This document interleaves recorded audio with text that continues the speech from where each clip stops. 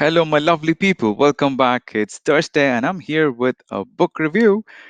In the past 2, 3 years, if you ask me what was one of the best book that you've read, I would say Seven Habits of Highly Effective People, written by the author Stephen R. Conway.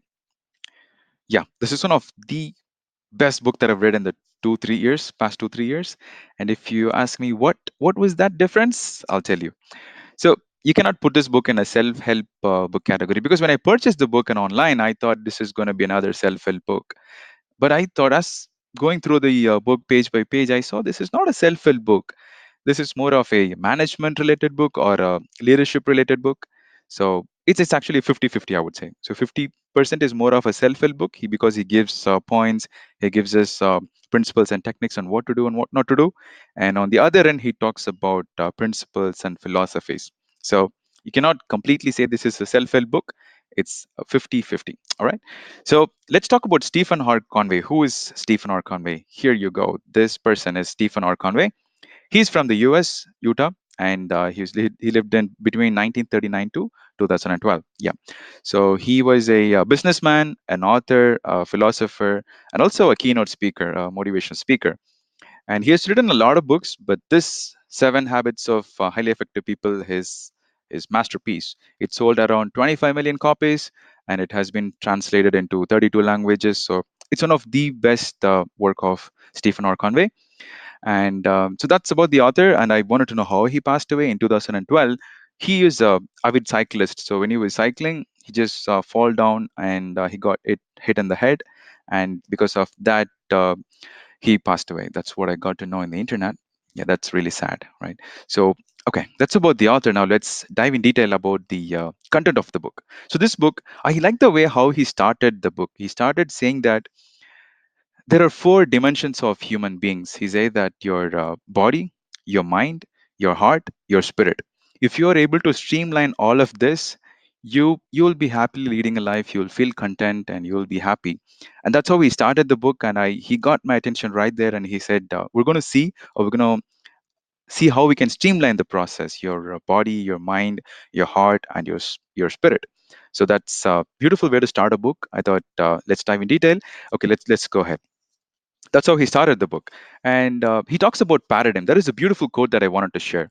He says that if you want to change your behavior, if you want to have small changes in your life, change your behavior.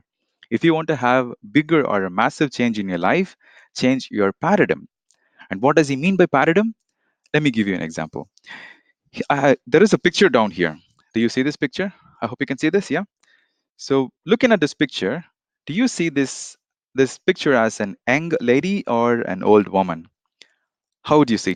Just pause the video and take a look at it 10 seconds and see what do you think about the picture? Is that a young lady or an old woman?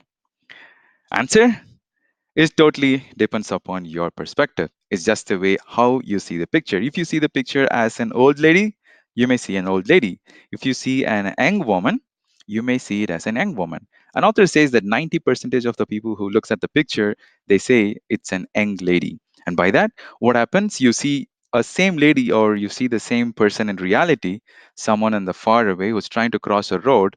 And if you saw an old lady as an young woman, you may not help her to cross the road because you see your thoughts change, your attitude towards the person changes. So that simple perspective is the way how paradigm works. So he says it's not the world out there that's how it works, it's how you see is the world works. So that's the beautiful example of changing or telling what is paradigm and how we can change the paradigm.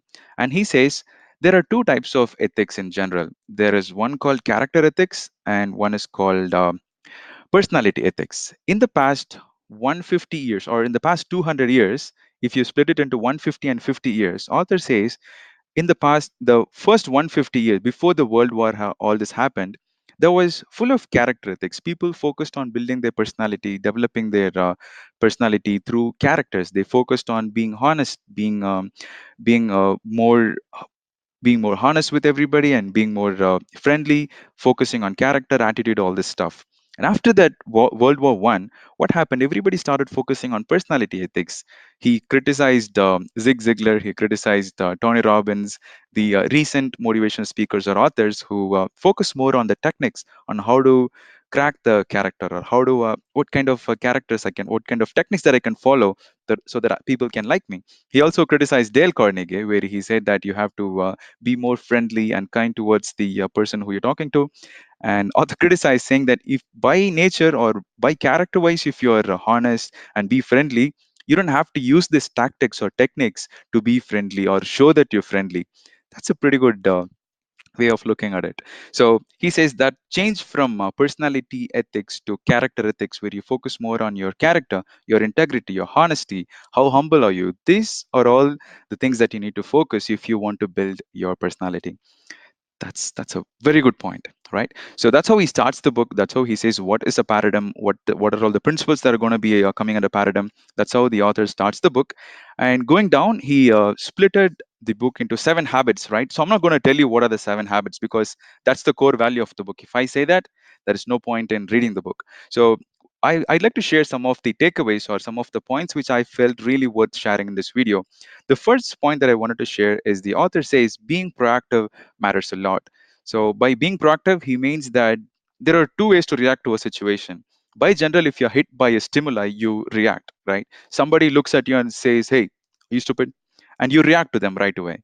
But he says that's a natural response. If somebody is scolding you, you react. That's the way you work. That's the way nature works. You hit by a stimuli, you give a response or react to that. But the author says if you are aware of what is happening, if you focus on what the other person, why the other person is angry on you, why he's scolding you, you may not react. Someone would react, say for example, if somebody is scolding me, "Hey Prithvi, are you stupid?" Or I would say, "What? I am stupid? You are stupid." So that's how the natural response would be. But author says instead of doing that, you can say, you can ask them, you can be more calm and cool and ask them. If you're aware that that person is angry on you, you may calm down and you may ask them, "Hey, what happened?" So that's a way of looking at, that's the way that's another way of approaching this situation. So he says being proactive means being aware of what is happening around you, being aware of your self consciousness. That may help you to, that's the first habit that he says that you need to focus on. Create your awareness, or be aware of what is happening around you and what is happening inside you. That's the first point which I wanted to share with you. The next point is to focus on the main priorities in life. By focusing on main priorities in your life, he also says that create a mission statement for yourself. Take a paper and write down what do you want out of life. You have like 70, 80 years in the whole, this bundle, you have it at a bundle. What are you going to get from this bundle of life? So author says have a clear statement or clear cut picture of this is exactly what I want. Once you have that, it's going to be easy for you to go to that point, right? Say if you're traveling, say for example you're traveling from A to B, if you know B is what I want, you can easily achieve B. Whatever comes in the process of reaching B, you will find another way, or you will jump out of that you will somehow find that you will find a way to reach B, because you know you want B, right? So you will somehow reach B.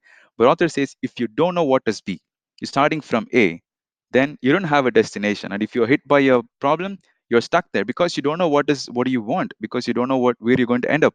So create a vision mission statement. So picturize it and write it down. So go through it. That's the second takeaway that I wanted to share through this video. Write down what do you really want out of life. It could be anything. It could be a good friendship. It could be a good family. It could be a healthy body. Anything that you want out of life. Create that purpose and write it down. And also, the author also says try to affirm it.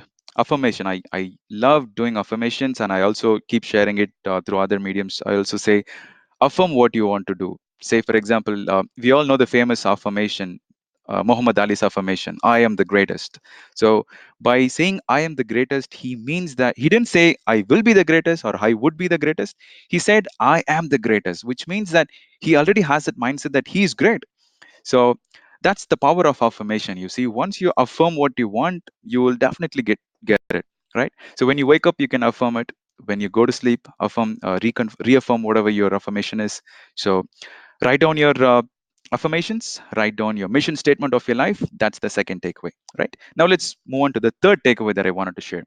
Author shared a beautiful cycle where he says he started with the mind, body, spirit, heart circle. He ends the book with the same circle. He says that not only focusing on your body, if you want to build your body, only building your body is not going to help you. You also have to build your mind. How do I build your mind?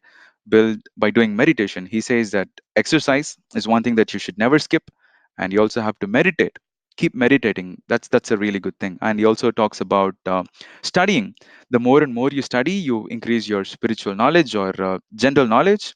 So that's the third point. And also by being social, go out and help people, join in a community and help the people who are in need, orphanage or old homes. Somehow be a contribution to the society. So those are the four things that the author concluded about talking more about the mind, body, spirit, and heart. So that's pretty much everything. It's a small book, like it has around 362 pages. So it's not going to take more than 1 month or so.